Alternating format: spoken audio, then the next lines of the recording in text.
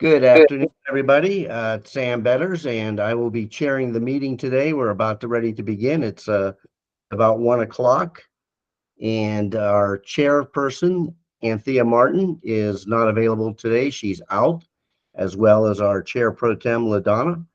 And so you're kind of stuck with me today. Hey, Sam. Yes.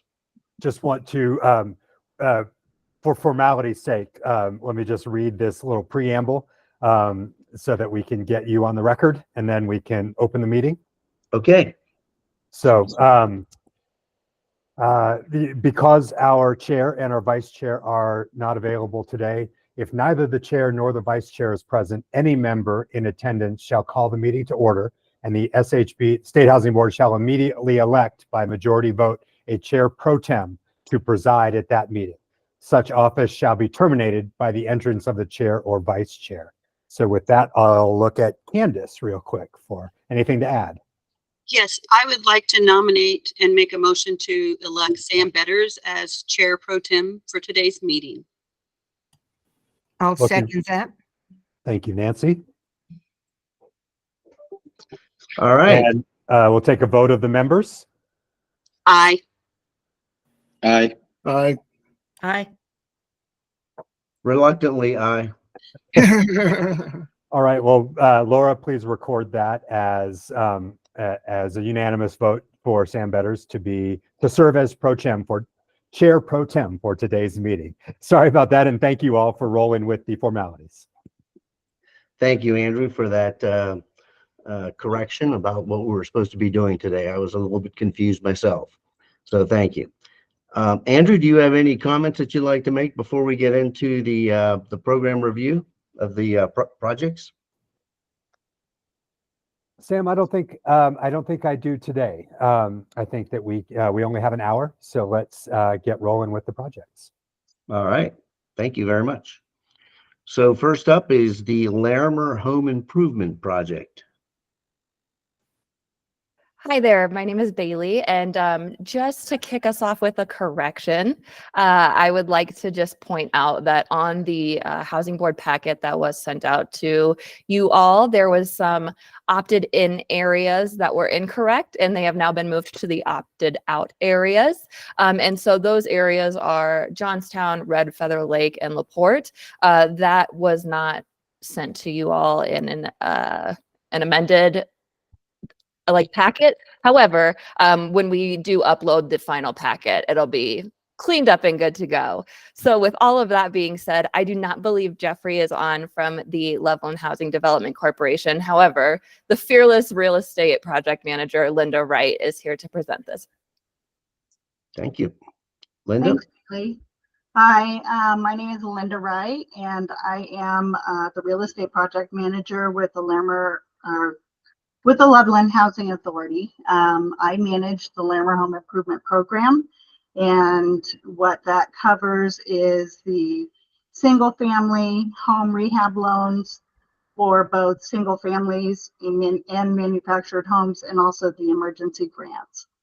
The Loveland Housing Authority, through its nonprofit, the Loveland Housing Development Corporation, is applying today for, well, is applying for a grant in the amount of $894,735.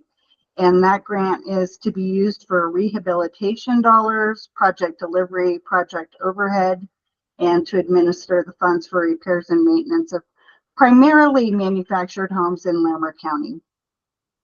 The grant is intended to be used over a 3-year period to assist owner-occupied homeowners at or below the 100% of the area median income. We're hoping to be able to assist approximately 18 homes per year for a total of 54 households. And while the Larimer Home Improvement Program has been around for a good number of years, a little over 30, the Manufactured Home Program started as a pilot program in 2017. It was super successful, and as a result, another grant was given in 2018. Since that time, the program has been gaining momentum, and the word's been spreading about its existence. In the past couple of years, we've made a tremendous, tremendous amount of effort to market the home improvement program with an emphasis being on the manufactured home program. The word's getting out and the efforts are paying off. This community has previously been grossly underserved and overlooked, and we have been assisting clients making repairs and improvements that are truly enabling them to stay in their homes. So in this last grant, we were able to assist 29 households with home improvement loans. We currently have 5 loans that are approved and ready or in the process of getting bids for their repairs. 2 of them are ready to move forward with the approval, hopefully, of the new grant. We're seeing the needs in the community increasing with the economic situation. Interest rates on the rehab loans we're anticipating would be anywhere from 0 to 3%, depending upon the income level of the households. AMI levels between 0 and 30% would have an interest rate at 0%. AMI between 31 and 50 would be at 1%. AMI between 51 and 80 would be at 2%. And AMI from 81% to 100% would have an interest rate at 3%. The loans that we are intending to give are going to be fully amortized loans with term varying anywhere from 5 years to 30 years, depending upon the household's ability to repay. Our goal is to not create any kind of cost burden for our homeowners. They're already in, dire straits situations where they're struggling to make ends meet. So we want to try and help them maintain and repair their homes and not create an additional cost burden. With that in mind, we are asking to have permission to have up to 100% of the portfolio be deferred to sale. We'll use the deferred to sale in only cases where the homeowner truly cannot afford to add a payment to their already overburdened monthly payments and desperately needs the repairs to be taken place, the repairs to happen. Interest rates, of course, on those deferred loans would be at 0%. Those would be deferred to sale or death of the borrower, transfer of ownership, basically. So that about sums it up for me. And I'm open to questions, comments, suggestions at this point. Yeah, and Sam, if you don't mind, I'm going to jump back in. I apologize. I told you all about my corrections and didn't really explain myself or wade you into the water at all. I just threw you right in. So just to kind of clarify, this is being proposed as Prop 123 or AHOP funds. And so just as a reminder, agents or municipalities or local areas had to opt in order to be able to receive those funds. And so that was the slight correction that was made. And so again, opening to questions. Bailey, I'm sorry. Can you tell me which cities it was? Johnstown? Red Feather and LaPorte. Perfect. Thank you. Okay. Thank you for that correction. Any questions from the board? Linda, I have a question or two. When these home improvement programs were first established way back, there was an anticipation that, getting some feedback, I'm sorry. There was an anticipation that at some point the overall corpus of the loans in the portfolio would be enough to be able to carry the program from year to year to year without additional state funding infused into it.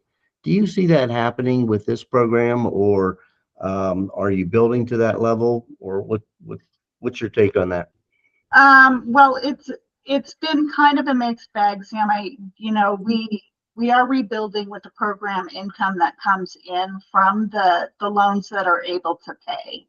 We previously had the Larimer Home Improvement Program, or excuse me, Larimer Home Ownership Program, which is now no longer, and we had program income transferred from that program over to the Larimer Home Improvement Program. We currently have home funds, a home grant that is admin only, and a CDBG grant that is admin only, and we're using those funds to cover the costs on the rehab dollars for those particular grants.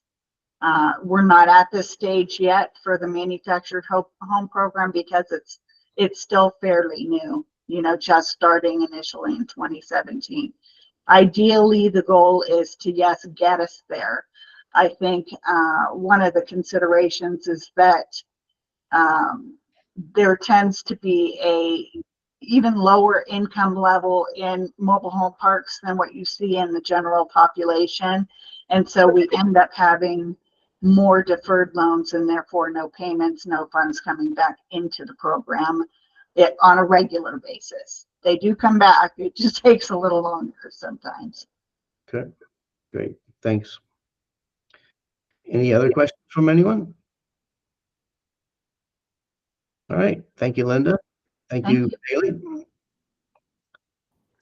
Sam, I'll just wrap that one up by highlighting how excited we are that this community is able to take advantage of Proposition 123 and, the kind of the intent to be able to not only keep homeowners in their homes, but also support mobile home communities and mobile home homeowners that don't have access to sometimes traditional sources of capital. So thank you to the Loveland Home Improvement Project and to Linda and her team for the application. And we look forward to it getting out into the field. Thank you. I appreciate the opportunity. Thank you. Thank you very much. All right. Next up, we have the crossing. Thanks, Sam. I'm going to introduce Paul Andrews, first-time listener, and Michael Reese, longtime listener, to introduce the crossing up in BV. Guys, take it away. Thank you, Andrew, and thank you, board, for your time this afternoon. My name is Paul Andrews. I live here in Buena Vista, and I'm the primary developer for the crossing.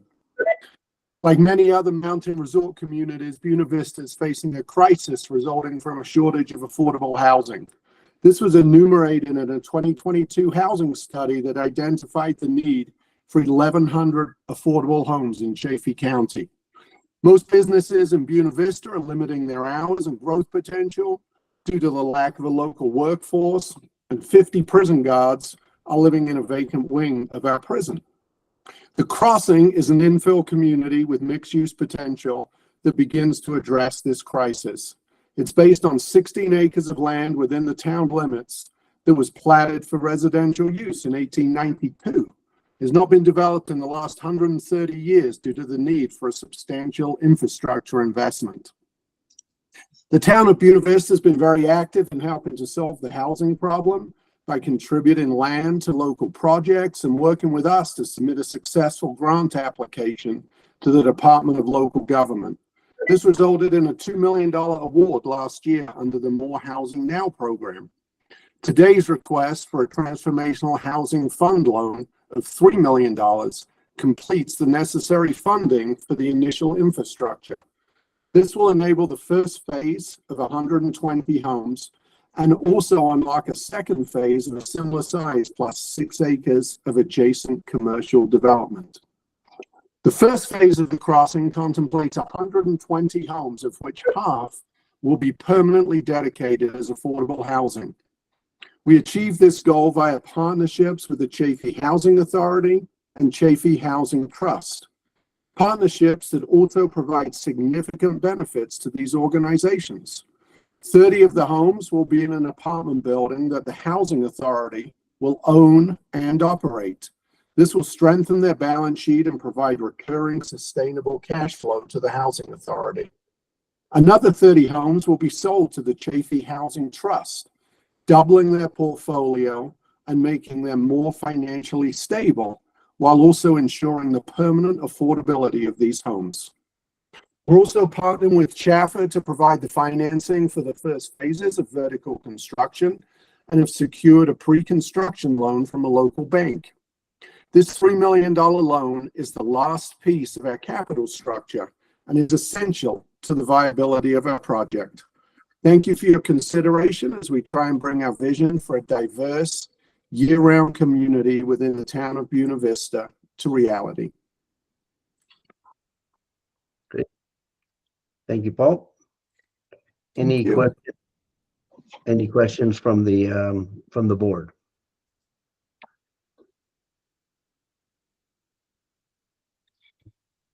Okay. Sounds like you did a good job of presenting, Paul. Sam, Thank you. Sam, sorry. this is Nancy. Once again, my camera doesn't work, so I apologize for that. I am not a technician, so I can't figure it out right now. But anyway, I do have a question. Great. And if I may, and that question is, what is the population of Chaffee County right now? Chaffee County has about 20,000 residents at the moment, of which about 2,500 are in Buena Vista. Okay, I'm just thinking that a development of this size is going to really affect the culture of we should call it Buena Vista. And so I'm wondering if you're getting pushback from the residents. We actually received lots of favorable feedback, Nancy. We went through 3 public meetings, and at the final meeting with the trustees, there were 4 members of the public who spoke at that meeting, and all of them spoke in favor of the project. So it's just been positive feedback from the town, the staff, the trustees, and the community to date. Well, that's really good news that the housing need has triumphed over not in my backyard. So that's good news. Thank you. Thank you. Any other questions from the board? All right, hearing none, we'll move on. Thank you so much. And looks like the next project is the Loma Vista Apartments. Thanks, Sam. So to speak today on behalf of Loma Vista Apartments is Louis Lucandi. Thanks, Fallon. Good afternoon, everyone. My name is Louis Lucandi. Company's name is JRA Real Estate. I'm the developer of the project. So this project is located in Walsenburg, Colorado. Just to touch on your population question, Walsenburg is a town of about 3,000, and then the broader county, which, you know, Walsenburg is the center of that trade area, if you will. So the county of Huerfano County is about 7,000. So kind of in keeping with relative scale, this project is 17 units. It's a townhome style rental project. It's on about a 1.1 acre site in Walsenburg, in an area that is primarily residential, and existing apartments are already built across the street and kind of in that surrounding area. So I think it blends in well with the community.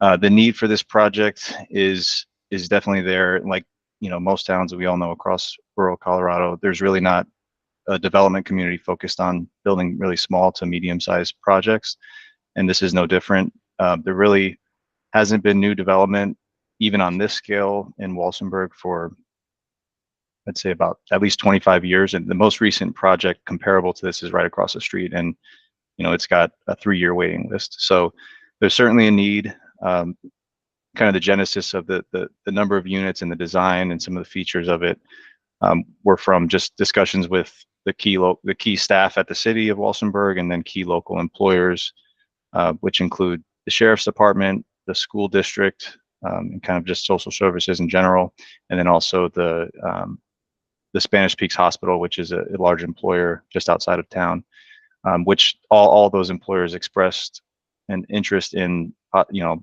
having their employees lease here or potentially sort of master lease agreements. So this project is really intended to serve the workforce, 80 to 120% AMI. And the units are designated, about half of the units, I think 8 or 9 are at 80%, and then the balance are at up to 120% AMI.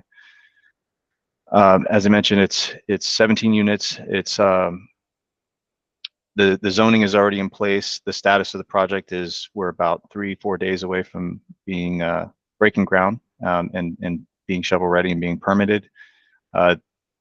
As many other projects on the docket, this THLF funding is really the linchpin that makes the project feasible, just with where current interest rates are and where we want to keep the rents affordable. I would like to share some recent renderings, but what you see on the screen is kind of an older version, but it's going to be a beautiful project in town, and it's already gained a lot of positive traction with the community and immediate neighbors. So I'm just appreciative of your consideration, and thanks for the opportunity to present it. Thank you, Louis. Any questions from the board?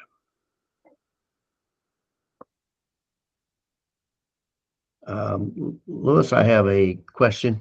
I think the write-up indicated that the target was for 100 to 120% AMI, but in your presentation, you mentioned 80% AMI as well. Is there a income restriction at 80% or no?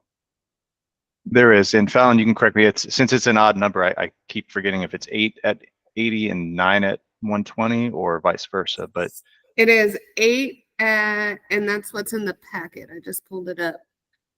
8 at 80% and the rest are at 120. Okay, my mistake. Thank you, Fallon. Yep. All right. Any other questions? We're zooming right through this meeting. Thank you, Louis. Thank you, Fallon. thank you. Okay. Next up is, let's see, West End Project. Who's presenting that one? So to present the West End project in Salida, we've got Reed McCullough from the Chaffee Housing Trust. We got a lot going on in Chaffee County today. Thank you, Andrew. Sounds like you've been busy over there. Oh, bet. Well, thank you for the opportunity to present. My name is Reed McCullough. I'm the Executive Director of the Chaffee Housing Trust, and we're a nonprofit community land trust serving Chaffee and Lake counties, and also a longtime Chodo serving this area. This project is as a result of the inclusionary housing policy enacted by the city of Salida. A developer came in to have a new project annexed in to the west side of town, and so proposed providing 5 homes at 80% AMI. What he landed on were 3 duplexes and decided to just throw in the 6th home at 100% AMI so that all those units can be occupied by workforce in the area.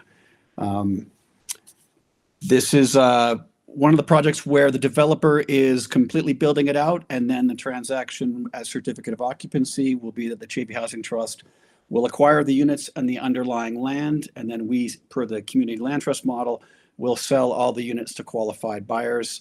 And of course, half of our business is providing housing counseling and mortgage application assistance, et cetera, to get our buyers through the process successfully so that we can fill homes.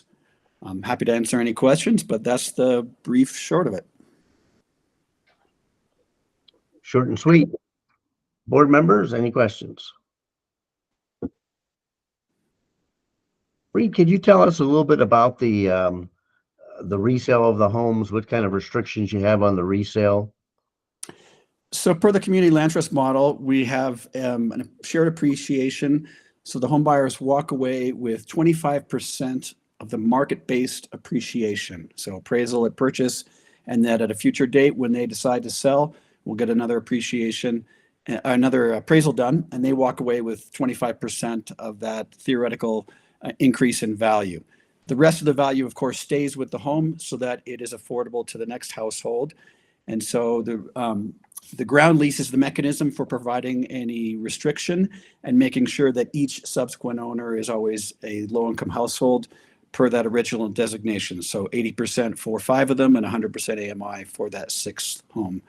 Included in the ground lease, of course, are a bunch of provisions that allow us to protect ourselves from any potential delinquency or foreclosure, and of course, to be able to maintain the property as a community asset. Okay, great. And if the homeowner does improvements, do they get to share in that appreciated value then? Yeah, so 100% of the value of their improvements will go back to them at the time of future sale, on top of that 25% appreciation. And then, of course, any equity they build through their mortgage payments. Okay, great, thank you. Okay, any other questions? Thank you very much. Next project, the residences at Willow Park. Thank you. To present the residences at Willow Park, we have Sarah Burr and Dana Ashley Ohm. Thank you, Dee. As Dee said, my name's Sarah. I'm with the Aurora Housing Authority. We really appreciate the opportunity to present Willow Park. I'm going to make 3 main points: what, who, and why. We already know the where because, of course, we're in Aurora. So we are going to build and improve residences at Willow Park. The what is preservation of deeply affordable housing. And we are going to rehabilitate 64 of the 68 existing units. And then we're going to demolish 4 of the existing units to build back 22 new units that include 6 ADA units. It will also include in that new building indoor community space, which does not currently exist for our residents there, and then also property management offices. Who are we doing this for? The households at Willow Park, the average annual income is $13,602 a year, which is 17% of the area median income. The majority of households here are African American, with the second highest percentage being Asian and white. And lastly, why are we doing this and what is the need? Well, the city of Aurora has said in their 2020 housing study that Aurora had a shortage of 7,500 rental units for renters earning less than $25,000 a year, which is basically Willow Park. Also, the last chance we had at doing significant renovation was back in 20 years ago. And we believe that it is definitely due for upgrades and improvements. Lastly, on this site, we have room, as I indicated, for these 22 new units. So expanding affordable housing on existing property that we own, we thought it was an excellent opportunity to expand it. So again, we're going from 68 units to 86 units and making significant improvements throughout the project. I really appreciate your consideration. Thank you. Any questions? Thank you, Sarah. Questions from the board? Dana, did you have anything that you wanted to add? I think Sarah was a rock star there and covered most of it, but we did go through a very comprehensive process where we worked with our staff to decide what was missing at this site. And that's really what prompted us to look at this opportunity to provide a new building with community space, because we have a lot of families who live here. And then our ECHO, which is our family services group, really didn't have a place to serve that community. So it's really meeting a need that was identified through an internal evaluation process. You applied for a little bit over 4 million. The staff recommended 3.4. How do we know that there's enough money to get the project done? We're gonna have a lot of bake sales, Sam. So we dug deep because we understood that it was that we reached the max per unit at 3.44. So going back, working with Mark Welch, our financial analyst, discovered that we had in existing structures the full amount of 68 units, whereas really the existing structures that we could take credit for are 64 because we're going to demolish 4. So backing down on the existing structures, we reduced that $860,000 gap by 580, and then we increased our perm loan by 180,000 and increased our seller carry by about 100,000. So through both analysis in reducing uses and then increasing sources, we are meeting the gap. Okay, great. Any other questions from the board? Okay, hearing none, we'll move on. The Jolie project. Good afternoon. Today with us, we have Aaron Clark, the head of real estate for the Denver Housing Authority, to present the Jolie project for your consideration. Aaron? Thank you very much, Richard, and to the Housing Board. We are grateful to be in front of you today, and I'm joined in the room by my colleague, Sean Garvey, a development manager here, to present on the Jolie project in Sun Valley. Sun Valley overall is a neighborhood that DHA has been actively redeveloping for almost a decade now. We are the proud recipients of a HUD Choice Neighborhood Implementation Grant. And so since 2016, we have been using those dollars to help catalyze redevelopment of 333 former public housing row homes that were reaching their end of their useful life, had really become obsolete, and we are redeveloping now. We have built 7 new buildings, 6 of those within that HUD Choice Neighborhood Grant. And the most complex of those is Jolie. Jolie is part of our 3rd phase. It is actively under construction now. We have 3 buildings in phase 3 of Sun Valley that are currently under construction, all scheduled to open to complete construction by the end of this year and into 2025. So in 2025, we will be delivering over 500 units of new housing. Over 80% of those units will be affordable into the market. Jolie is 133 total units, where 80 of those 133 are financed using low-income housing tax credits. And there are another 46 units that are not income restricted, and then another 7 live-work townhome style units that are financed through New Markets tax credits. So Jolie overall is the residential portion is 2 buildings, 1 8 stories, 1 6. They are connected. The overall Jolie project also includes a 7,500 square foot food and business incubator. And the $3.2 million that we are seeking from you all today is specific only to the 80 tax credit units. So those are all income restricted between 30 to 60% of AMI.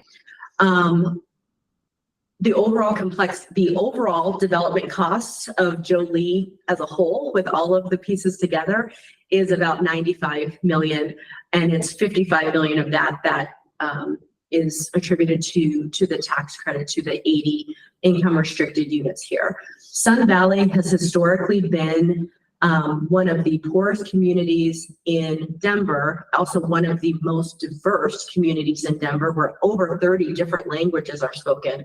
And by being that low income and that diverse in Denver, that has also made it one of the poorest neighborhoods historically and one of the most diverse in the state of Colorado. Again, we have been actively redeveloping this area for a number of years. We've already delivered 4 of the 7 total buildings. 2 are fully leased up, 2 are close to being fully leased up now. And again, these final 3, including Jolie, will be on the market and starting to lease up in 2025. So this is really important dollars for us to complete the overall construction, and we're happy to entertain any questions you may have. Thank you, Aaron. Questions from the board?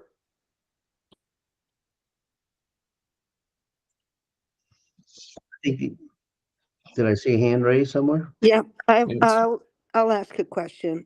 Forgive me, I'm kind of going in and out between my phone and my computer here, but I'm listening. I'm wondering, there's so much redevelopment in Denver, and I really looked with interest at the photo or the rendering here, and I'm just wondering, is this area being rebuilt quite a bit, or will this be kind of a standalone in the neighborhood? So we are entirely redeveloping this neighborhood. So it is 7. So we're going from where it was single family homes and including 333 public housing units to DHA self-developing over 950 new units, and also selling additional land in the area to third-party developers to build another 1,000 units on top of that. So a total of 2,000 units coming within about 15 years. So we've been working very closely with the Sun Valley community since around 2012 in anticipation of redeveloping. The overall redevelopment plan, master plans have all been active efforts with the local community. And again, we've already, 4 buildings are already there. So there are over 500 units, or excuse me, over 400 units already built and leasing. And then these are another 500 that will be forthcoming. And then there'll be another 1,000 coming in within the next 5 years after that. So this is major development. We will also be building out a park along the riverfront to provide meaningful regional scale open space for residents here, and also for the broader community. But we'll state that everything that we are building, including here in Jolie, 59 of the units in Jolie are subsidized with project-based vouchers, and that's specifically so that they can support those who lived in the original public housing having a first right opportunity to return to this neighborhood when the new units are made available. Thank you. That was going to be my next follow-up question, of course, is whether you were going to be rehousing the folks that are being displaced.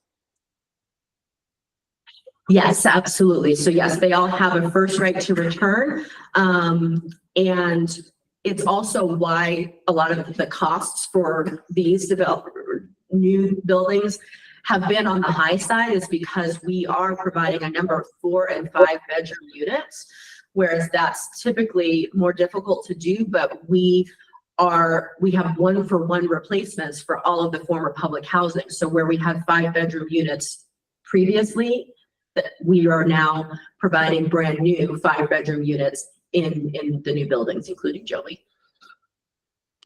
Very good. Thank you. I'm going to have to go take a look at it. Sounds like you're building a whole city there. We are, yes, there's a lot of cranes, a lot of activity. We're rebuilding roads, but it's quite incredible. We'd be happy to provide tours whenever possible. Thank you. Thank you, Aaron. Thank you, Nancy. Any other questions from the board? I guess my only question would have been, how did you manage to do 7 units under the new markets tax credit program? But I think I'll save that for a different day. But thank you very much for the presentation. That brings us to the end of the projects.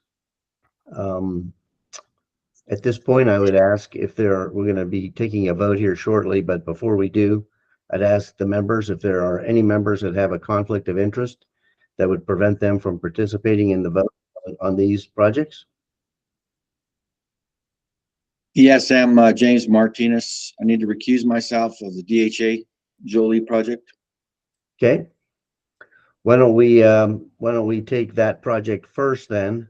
Let James recuse himself and then we'll do the rest of the projects if that's okay. Do I see a motion on the Jolie project, please? So moved by Candace. Thank you, Candace. Is there a second? I'll second it, Nancy. Thank you, Nancy. All in favor? Aye. Aye. Any opposed? Okay, congratulations. Okay, do I have a motion on the rest of the projects? James, you can participate in this one. So moved. First by James, second by anyone? Candace will second that. Thank you, Candace. We have a first and second for the approval of the remaining projects for the funding amount as indicated in our packets. All in favor, say aye. Aye. Aye. Any opposed? Say no. Those passed as well. Congratulations, everybody. Let's go out and make some housing. Yeah, great projects. Thank you all. Thanks, Thank you. everybody. Take care, everybody. Thanks, Sam. Thanks Thanks, and everybody. congratulations, everybody.